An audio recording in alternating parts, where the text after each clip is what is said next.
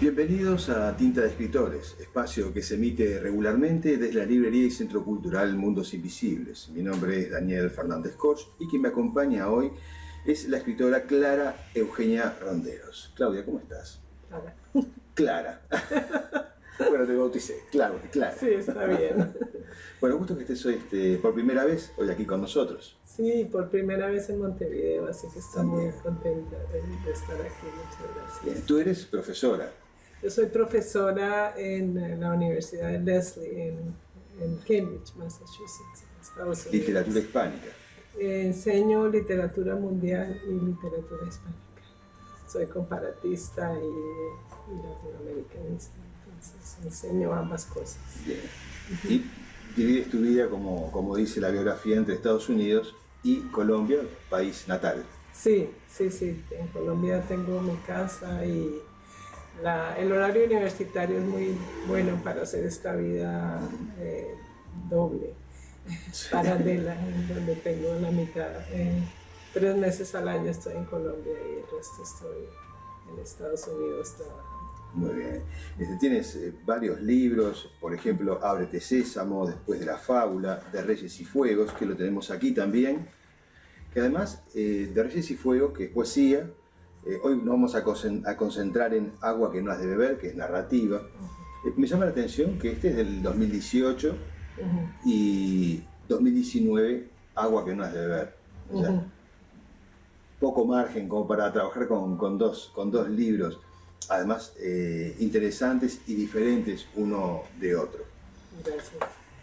Sí, tomé un año de Sabático. de no trabajar y pude hacer mucho trabajo en ese año. Saqué 2 poemarios en el 18 y rindió, muy concentrado. Mucho trabajo de años que se va acumulando también. Y que no hay tiempo de editarlo, de dedicarle. No, eso es bueno, además es como que también uno puede manejar el proceso creativo, ¿no? Sí. Uno con el correr del tiempo va trabajando distintas cosas, pero lo que hiciste tú está muy bien. Un alto en el camino para poder organizar e intentar y publicar estos al menos 2 libros que tenemos hoy aquí. Sí. Al inicio de este libro, Agua que no has de beber, en los agradecimientos como que das pautas de todo lo que viene después, para mí como lector, ¿no? Porque agradeces a las mujeres, hombres que han sobrellevado con valentía, dices, los cambios que han vivido ante la muerte de sus seres queridos, de las migraciones, de las situaciones violentas de su familia, en el trabajo. Los 10 cuentos, algunos de ellos relatos, orbitan en todo ese tema y parece ser, como lector, ¿no? Claro. Que además es la apreciación que tú me das y que creo que poder canalizar hacia los otros lectores. El título, Agua que no has de beber, es como, para mí, dime si me equivoco, el hilo conductor de las demás historias. Sí. Porque cada uno de los personajes bebe en algún momento de su vida algo que marca esa existencia. Claro. Por eso, Agua que no has de beber. Sí, me pareció interesantísimo esa conexión del título con los demás trabajos. Así que bueno, contame cómo llegaron esas historias a ti. Bueno, esas historias, como siempre, mis libros son trabajos de muchos años, que voy reuniendo cosas que se parecen y que tienen hay unas obsesiones, y esas temáticas obsesivas van saliendo y van volviéndose un punto. El cuento de Agua que no has de beber, que es el que me dio el marco para trabajar el libro, el trabajo que tenía alrededor de eso. Lo escribí estando en Andalucía en un año sabático que tuve hace unos años. Y allí esta idea de la escritura como algo conectado a un espacio o a un tiempo. qué tipo de búsquedas hay en esa escritura y hacia dónde va y a quién se puede narrar, de qué historias podemos contar desde una experiencia aislada, ¿no? Desde un escritorio, no estando afuera. Claro. ¿Pero estas historias sucedieron o es todo ficción? Hay parte y parte. Parte y parte. Sí, hay parte y parte. Sí. Hay algunas muy autobiográficas y hay algunas como alegóricas de la situación biográfica y hay otras muy ficticias. Porque en esta primera historia, Agua que no has de ver, que es la que da título al libro, que es muy enigmática, tiene su misterio, pero esa historia cuenta una leyenda, o se entrelaza una leyenda, que está muy bueno porque yo personalmente nunca había descubierto en un cuento ese tema, o sea, la historia de alguien que vino durante la conquista de América, como tanto supongo, hicieron cierta fortuna y volvieron, en este caso a España, a intentar seguir con su vida. En este caso era plantando olivos y esta persona pretendía vivir de eso. Pero, bueno, y se frustra un poco la situación. Sí. Pero, ¿esa leyenda es verdad? ¿Lo que le pasó? No, está muy bien. Esa es inventada. Bueno, está muy bien. Hay mucha literatura del 19, yo claro. me especializo en literatura del 19, donde se cuentan historias de indianos. Hubo casos así. Los indianos eran los que venían de Indias, regresaban con dinero, pero también era, como te digo, que mucho es alegórico, ese indiano era como yo viniéndome a traerle a Latinoamérica, traerla a España y tratar de hacer algo con ella allá. Entonces era Fue muy intuitivo ese cuento, ¿sabes? Porque después me enteré que ese libro, que ese pueblo lo había fundado un peruano. ¿Sí? Después de escribir el cuento, fue muy raro. Así que sí había tiene una su intuición misterio. ahí. Aumenta el misterio de la historia. Sí. Y sí, porque además en ese misterio de la viejita, la anciana que aparece de forma muy enigmática allí ante el personaje, que hasta uno puede identificar que eres tú. Sí, es una escritora, digamos. Sí. Me parece interesante porque tiene una doble lectura, además. Este cuento está muy bueno por eso. Está, además, el enfrentarse a los miedos.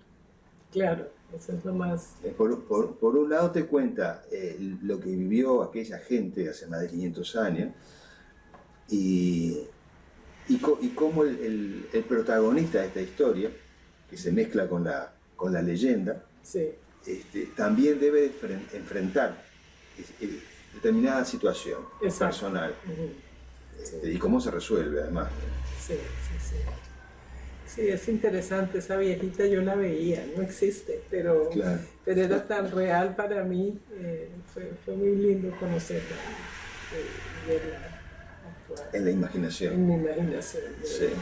Me simpatizaba mucho esa viejita. No, un cuento, de verdad que empieza con mucha fuerza el libro. Está muy bueno, muy bueno. Y después, otra historia que me llamó mucho la atención es Migrante. Sí. ¿Qué me puedes contar sobre esa historia?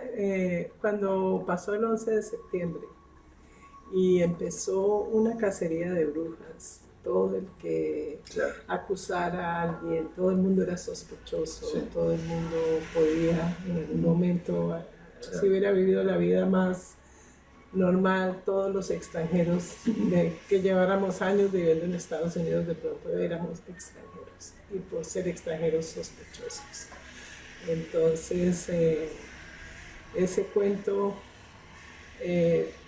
por un lado reflexiona de las situaciones de violencia que la gente huye para llegar a Estados Unidos, las cosas que les toca pasar para sobrevivir, y que en un momento de paranoia todo eso se borra y pierden su estatus, su lugar que se han ganado con tanto esfuerzo, su asimilación. Entonces para mí es un cuento que fue escrito en un momento de mucho miedo, que uno veía a los inmigrantes asustados, porque había mucha violencia en contra de los inmigrantes. Sí, de todas maneras es una historia muy, muy actual. Ahorita Porque, lo mismo, ahora claro, con Trump, imagínate, entonces como que claro, eso está ahí. el mundo sí, en general, porque en otras partes sucede lo mismo, ¿no? Vive la intolerancia, esa violencia y segregación social que está implícita en esta historia. Porque creo que el mundo siempre fue muy peligroso para los hombres por los propios hombres. Claro. Más allá, o sea, ni la naturaleza ni otras especies animales son tan peligrosas como el propio hombre para consigo mismo. Sí, sí, exactamente. Y esta historia, bueno, refleja justamente eso, ¿no? Ese gran miedo, además, de la protagonista. Sí, y además es tal cual lo que tú planteas, ¿no? Como en un momento el propio sistema te mantiene en orden y todo está bien, pero basta una mínima alteración, o en este caso fue una gran alteración, para que o sea, todos cayeran bajo la lupa. Exacto, exacto. Entonces ahí la máscara viene siendo sí, la capacidad de entrar en la normalidad del país de donde se ha inmigrado y cuando se cae la máscara es Sí. un momento de vulnerabilidad. Sí. De un momento a otro somos extranjeros, no importa lo que veamos. Sí, está muy bien trabajado eso.